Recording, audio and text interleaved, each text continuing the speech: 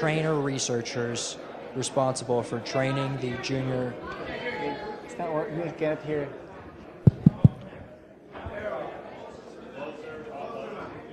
Gotcha. Raul Alvarez joined Fortinet in 2004 and is currently working as a senior security researcher / AV team lead.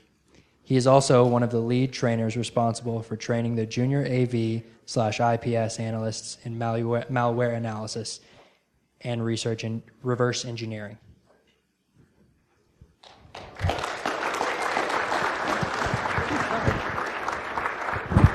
Hello, hello. Can you hear me at the back? I'll take a picture first before you change your mind. Look at this.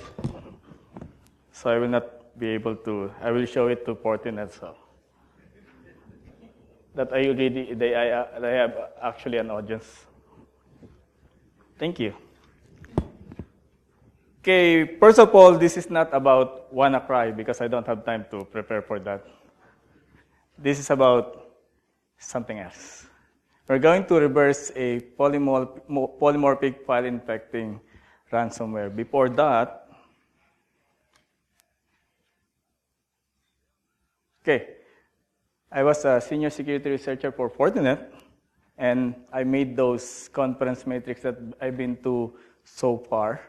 Okay, I have published 22 articles in Virus Bulletin, and then I've been doing that, and then I realized that I can actually go to conferences based on those articles. Actually, my wife told me that why you're just making articles, why don't you go to conferences? Then after so many conferences goes, like, she doesn't want me to go anymore. They don't see me anymore. Okay, usually I submit my profile looking like this, but deep inside, that's me. And this is my first time wearing this because my wife said that you should be wearing something really nice so you look some handsome or something. Never mind. Okay, there are different malware categories. We can see those different viruses, script macro, ransomware. We're going to talk about something which is a ransomware at the same time.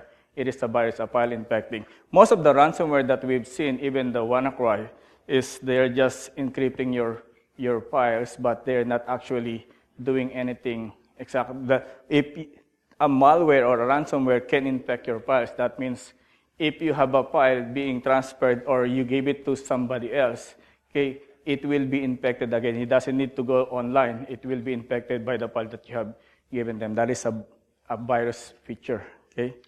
But before we do that, we're going to look at different features of this ransomware, which is called beer lock. Okay? Some of the visible signs, stages of the reversing. Okay, this is what malware researchers see when we analyze. Okay, this is what we train people when they join our company, that we train them to become a malware researcher. Okay, but I try to lure them that they can go to conferences if they become a malware researcher, which is sometimes it's not true. Okay, beer lock as polymorphic malware. We're gonna look at metamorphic malware too. I'm going to present similar thing, probably a tweak on 40% of this in Circle City on Sunday. Okay, I'll be flying over there. I'm supposed to drive, but I can't drive that far.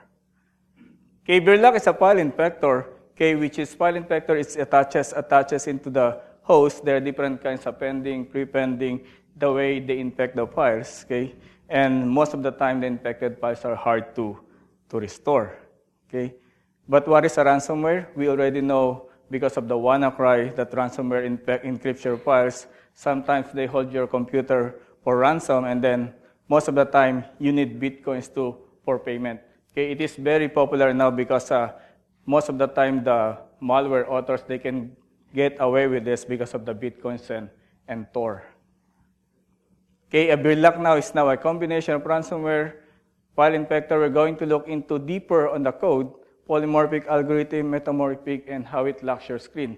I'm going to show you how to unlock the screen, but I won't be able to tell you how to really detect. So let's unlock the screen later. As a common malware, we normally use debuggers. Okay, there are some popular debuggers that we use. We have Oli, Immunity.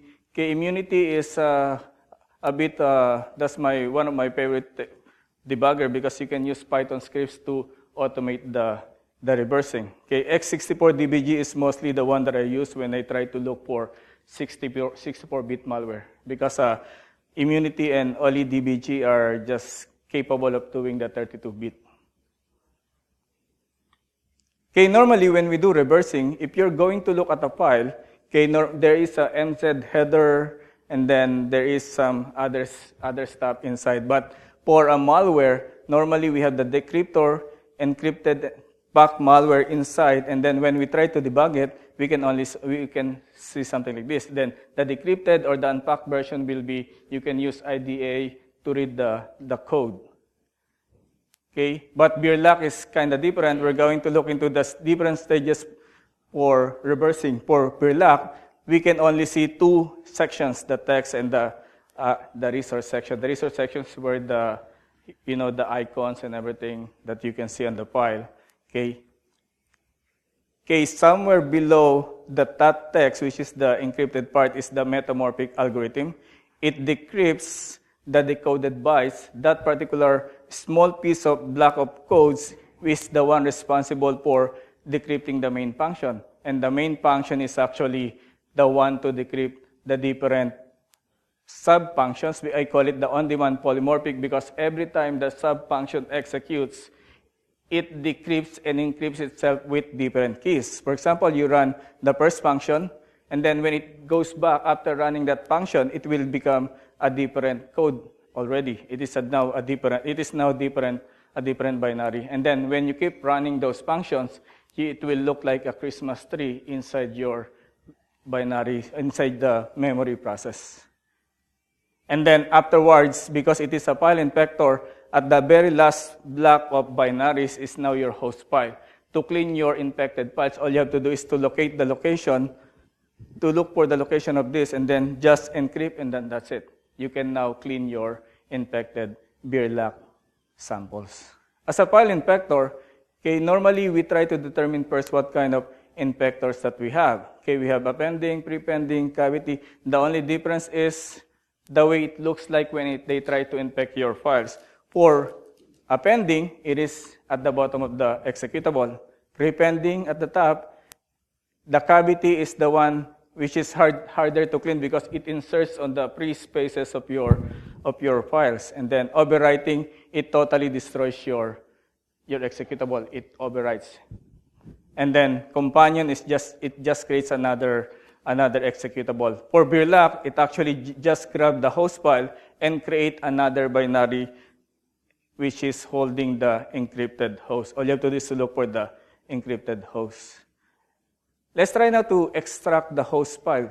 Okay. Host file is encrypted, but the thing is, it's only using a simple XOR to decrypt. Okay. So we can easily just locate the initial location, the initial address, and then use the XOR decryption, which is actually on the last stage, the last part of the code. It will look something like this, okay? One time, I brought my daughter at work, so I want to inspire her to do my job, okay? And then he can only see this.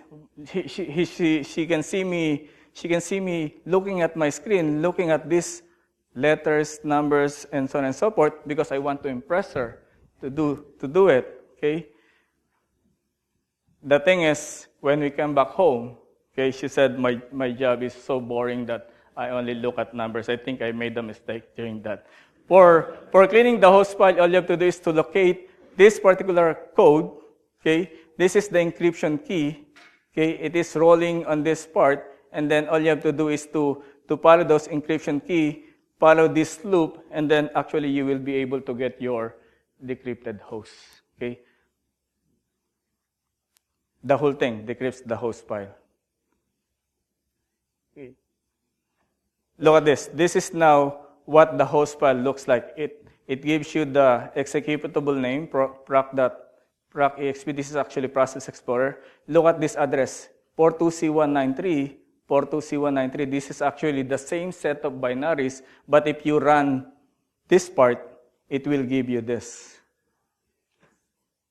That is how we try to analyze a malware, because the malware author doesn't give you the source code, when they try to infect your files, all you have to do is to look at those binaries. Okay? Let's look now at the polymorphic algorithm. Polymorphic algorithm, I call it on-demand polymorphic because it tries to change itself within the binaries. It uses a decryptor, okay, which is this particular code. Okay, it has the actual decryptor has garbage code. It has some XOR encryption. It is very easy to actually to look at because it's only using an XOR. Okay, the garbage codes are this. Okay, that means they are not relevant. Okay, the reason why malware authors insert garbage code in their malware is that, for example, they try to infect hundreds of computers, and then they know that malware researchers like me and somebody else in the audience, okay, they try to make our life harder. They will try to make it harder or longer for us to decrypt or to understand their code. So by the time we finish analyzing the malware, they already have collected your credit cards, they already have collected your bitcoins, and so on and so forth. Like WannaCry, okay, just after a few days of infection, there are already lots of people already paying with their Bitcoin money, right? So by that time, the researchers is already fired of his job because he's too late. Okay, this is now some of the codes that actually runs when it tries to decrypt that particular. So this one is actually just decrypting the subfunction. Okay, it is not yet decrypting the host. Okay, once it decrypts the subfunction, okay, all you have to do is to execute the newly decrypted code, and then it gets the time when it was decrypted or after that one, okay, using this function RDTSC, and then it will use the same set of code, okay, in order for it to encrypt it back with what? With a different key. It will look something like this. Okay, it is the location of the bytes needed, and this is the new key. If you're going to look at the actual code inside, because this is the initial key when it tries to decrypt. After decrypting, it tries to encrypt it back again. Okay, look at the same, these are the same set of codes, but this one is now different. Okay, this is now a new key. It will look also something like on that particular one. This is, I think I have this one. This is, for example, this is your first block of binary code within the malware memory. Okay, it is encrypted with the old key. I just grabbed the 16 bytes here. And then, after executing, you will see this is now the executable part. That is the subfunction that can execute. Afterwards, okay, it will be now encrypted with a different key.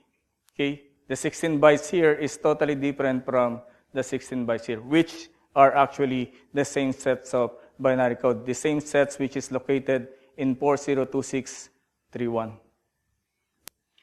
Okay. If you want to detect, for example, if you want to make a function or a tool to detect this particular type of malware, it doesn't only works for Birlac. It can work on different malware that has polymorphic encryption. Okay, all you have to do is to wait for it to decrypt, or you can decrypt it yourself.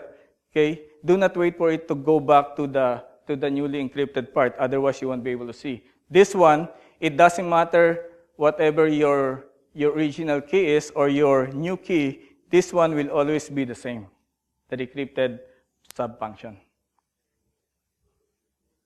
Or if you want to detect it by code, do not get it from here because these are some of the garbage code. All you have to do is to look for the codes that belongs to here. And then you will be able to detect your sample. Let's go now to the metamorphic part. When we say polymorphic, the difference between polymorphic algorithm and metamorphic algorithm is polymorphic, it changes the code and at the same time it has encryption. For metamorphic, it changes the code but it doesn't encrypt the binaries. What do you mean doesn't encrypt? Something like this. For example, you want to put a value 0 in a register EAX, we're talking assembly language, okay, you can do it so many times, so many ways. You can use 0 to EAX, you can XOR EAX, you can use this, or you can do combination of those things, okay, it will still produce the same execution. It will put 0 on EAX. That is what we call metamorphic, okay? So when you look at that particular one, the only problem with the metamorphic algorithm is sometimes it is hard to find similar bytes, and it has the unknown lengths for Birlach and this one. Let's look at the different ingredients that they use for looking at the metamorphic instructions for Birlach, okay? It uses different numbers of instructions to generate, okay? It uses different registers per instruction, pseudo-random generator, and so on and so forth. It is a very complicated malware just for the part of the metamorphic algorithm. Okay, this is the one that generates the pseudo-random number. Pseudo-random, that means it kind of grabs a different number every time. It's like when you're playing with your calculator. Have you done that before? You have the random function, and then you try to guess the next number. That's something like that. We do that when I was in elementary, I think. Okay, this one generates the ESI, which is the buffer. The EDI contains the malware buffer, which is the location in which we are going to put the metamorphic code. And this one is the one that generates which register to be used for the address and the code register. And these are this one. So this one do the randomization. The buffer, this is an example wherein in memory it will put all the binaries. Then this is the malware buffer, which is actually encoded, and this is now the different registers that's being generated. That's the code wherein it generates the metamorphic algorithm. And these are some of the instructions generator wherein it depends on the value of the EAX and EDI. It generates, for example, EAX is 0, EDI is 0, and EBX is 1. It uses mob add register. And then if it is this one, sometimes it uses this, a different combination, it uses a sub instruction. Okay? You can see something like this. And a few more combinations, and then you can see it from the code here, wherein a different sets of combinations of these letters and numbers, okay, different bytes, you will generate different sets of instruction. But as I told you earlier, that metamorphic is just the same set of instructions, but different codes, but it produces the same values. Okay, this now is the instruction generator 2, wherein it generates the last movement of the data. Okay, I think I have some video here, wherein this is what we see actually when we try to analyze the metamorphic code of Birlach. Okay, that is now the function wherein it uses the timestamp. Okay, that one generates the pseudo-random value, and then it uses now which kind of instructions it's using. It's now showing you the generated codes.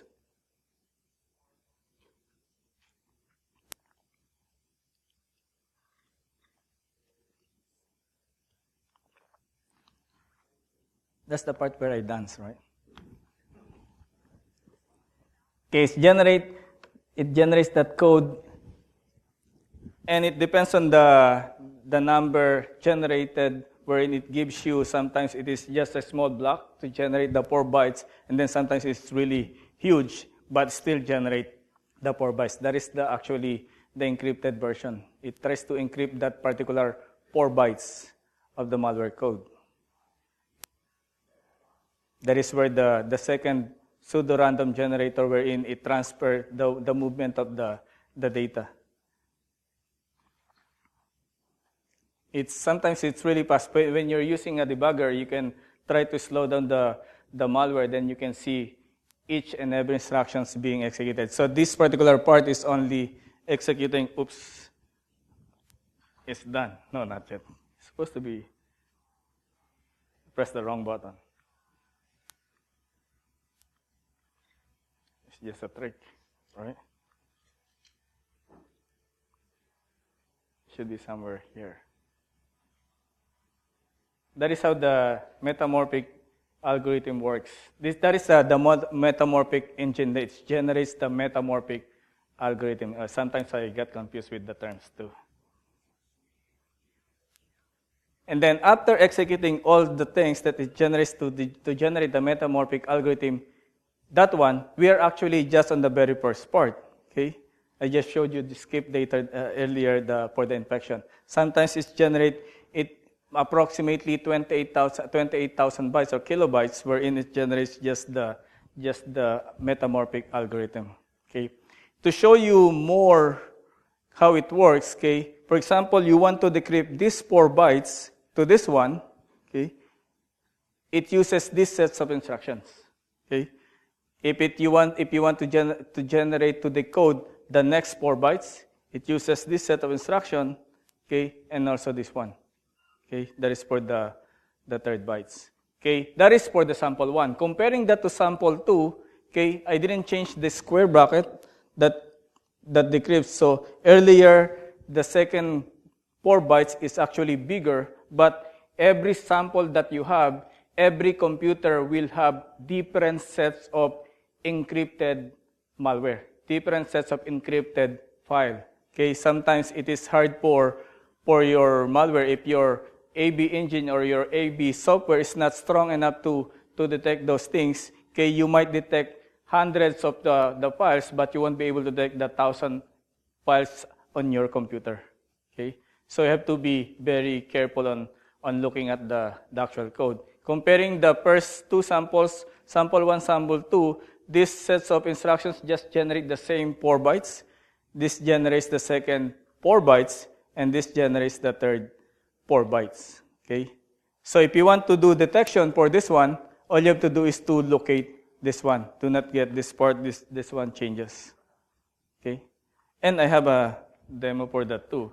But there is a trick. If you encounter a malware that uses metamorphic algorithm, it is the tip for malware researchers is all you have to do is to look for the end part. The end part actually contains an instruction wherein if you jump over to that particular location, you will be able to decrypt the whole thing. Okay? Just look for that part. Sometimes it is a jump, sometimes it is a call. It is actually a call for Verloc. Okay? So normally when malware has those technologies, they are not really actually different from each other. Sometimes they just mix up different technologies that they do. For example, like WannaCry or some other ransomware, crypto wall and everything.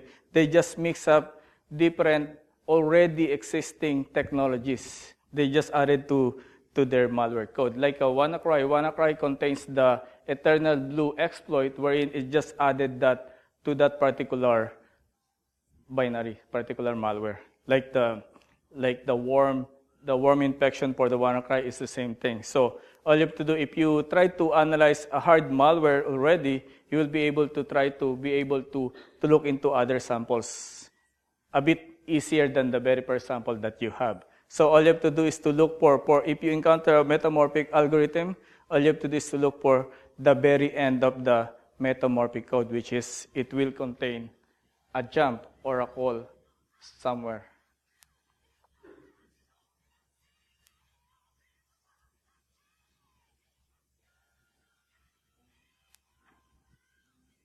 That is the actual jump, the actual call outside. So all you have to do, you don't need to actually analyze step by step the instructions for metamorphic. All you have to do is to look for the call or the jump, and then that's it. You're already done with your metamorphic analysis. Let's go now for Verloc as a ransomware. We have seen Verloc as polymorphic algorithm. It's metamorphic as file infector. And if you're already actually infected by Verloc or any ransomware, sometimes it is already late, like that. And then if you're presenting in a conference, and then all of a sudden you're infected with a ransomware, it's already done, right? It is actually, that's what you're going to see when you're infected with Verloc. First, nothing on the screen, and then next, it depends on your location. Okay, because I live in Vancouver, I have the Canadian flag here. If you are infected, you're in France or in US, you'll be able to see your plug here. And then it will change to 250 US, 250 euros, something like that. It depends on. So the malware actually can detect your location. It can detect. Sometimes, if you live in the Philippines, I live in Vancouver. If you are a malware author that lives somewhere else, you try to avoid your country of origin, right? Sometimes when you try to profile a malware author, okay, you try to figure out where they originated. Sometimes all you have to do is to look for the location that is not being infected. Something like, for example, if you're in university, you want to have a good grade, and you don't really like the English courses or English subjects, but you're really good in computer, all you have to do is to change your grade to what? To A? No, you don't need to change your grade to A. Okay, you have to change your grade to B or lower than that, and then the rest of your classmates change it to B, and then if you have an enemy in your class, change his grade to A. So when they figure out, right, you don't change your grade to something that stands out, right? You have to change it to something else. That's why when you try to profile, so when they try to investigate who did the hacking, they will probably look at the one that gets the A, right? So if you're trying to profile somebody that hacks you or that created the malware, sometimes you won't see the country of origin on this, unless, of course, they targeted a certain country, and then that's it. Never, ever change your grade to A. The good thing with malware, with ransomware especially, is sometimes you just keep hearing Bitcoins and everything, Bitcoin, what is Tor. Most of the time, ransomware, okay, they try to help you they try to educate people. Like, for example, what is Bitcoin? Okay, if you're infected with ransomware, you don't know Bitcoins, they try to explain it to you. Okay, it is actually a software-based online payment system, blah, blah, blah. And sometimes, you already know Bitcoin by just reading this. The thing is, where can I get Bitcoin? They show you where to go. Okay, this is actually actual locations or where Bitcoin. If you haven't seen a Bitcoin ATM, have you seen anybody seen the Bitcoin ATM? If you go to Seattle outlet, if you go to Vancouver, the one in Vancouver, Canada, I haven't seen it, but if you go to Seattle outlet in Tulalip, there's actually a machine that really looks like an ATM machine, wherein you can actually exchange your cash to Bitcoin. I'm trying to gonna use that. The problem is they want your license number to be placed there before you exchange the money. So I didn't do that. So sorry, there's no demo for that. Okay, and it depends on your location. You have this. And if you can see this, that is only all over Canada because I'm infected in Canada, right?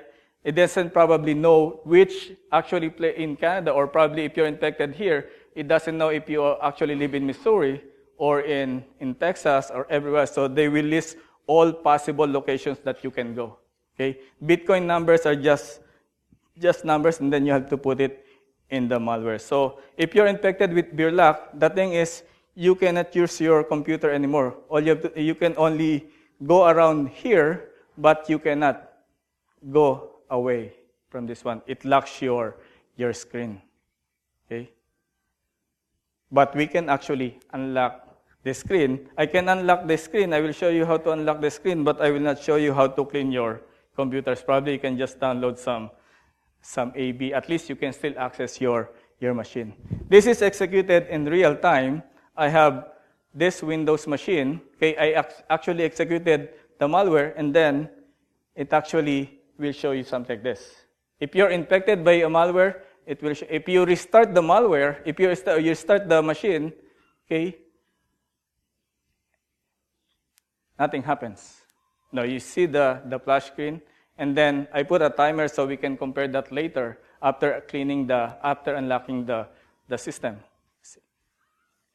Within 8 seconds, nothing's happening. You can see some of the pop-ups, but those are sometimes normal. This is a bit a slow machine that I use. Okay, 19 seconds, nothing's happening.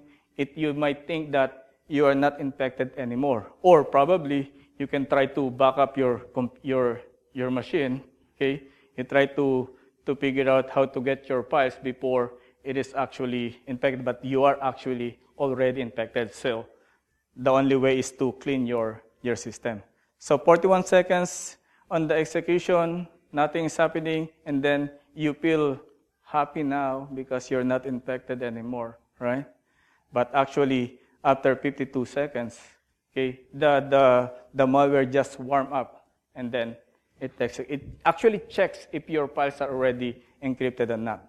Okay, all you have to do is to try to go to safe mode if you're already infected in Windows. Okay, go to safe mode, and go to safe mode. And then you will see something. It will give you a different sets of screen. If you're in the safe mode, you will see this. Okay, all you have to do, okay, even my daughter probably can do this. Type regedit on the run menu. Okay, look for the executable which is in the startup registry. Okay, all you have to do is to find run. Okay, most malware they uses this, so you can apply this to a different malware too. Okay, but this one, it is kinda a bit smart again. They try to create actually 2 entries. So you try to look for that. This is randomly generated. You can delete that one. Okay, and then try to find another one because it actually has 2 registry entry, just to make sure that if you delete the first one, it will still run again. So it has another entry.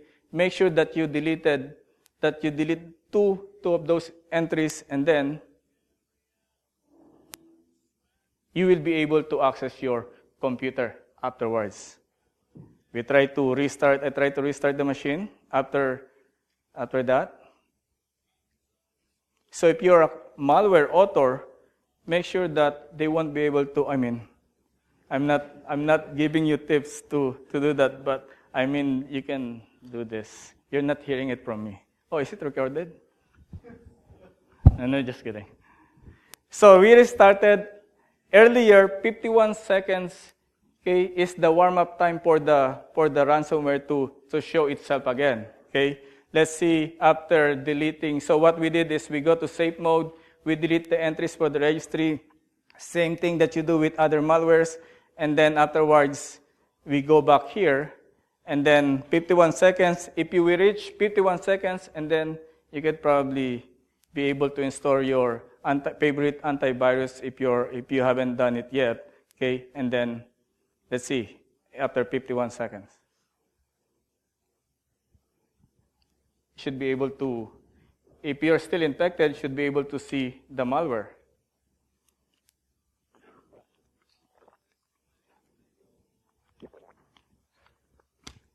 See, it works. Because I've seen this movie earlier.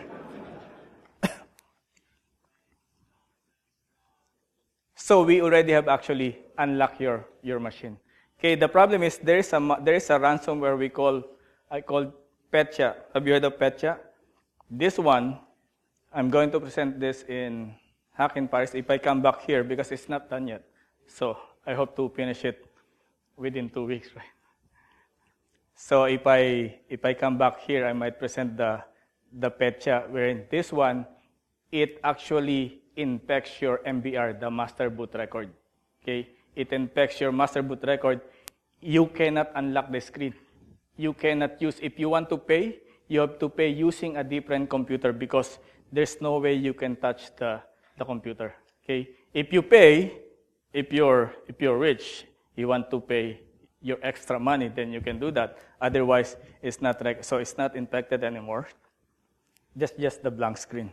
So Petya is the one actually infecting your MBR. In that presentation I'm going to give is I will tell you how to analyze Petya within the MBR code. That's probably the next year, for here. Okay, to wrap up, for the conclusion, for reversing, all you have to do is to set a breakpoint of the metamorphic algorithm. You remember the call EDX earlier, and then copy the decrypted code from memory if you want to analyze. Okay, for detection, get the patterns from the decrypted code.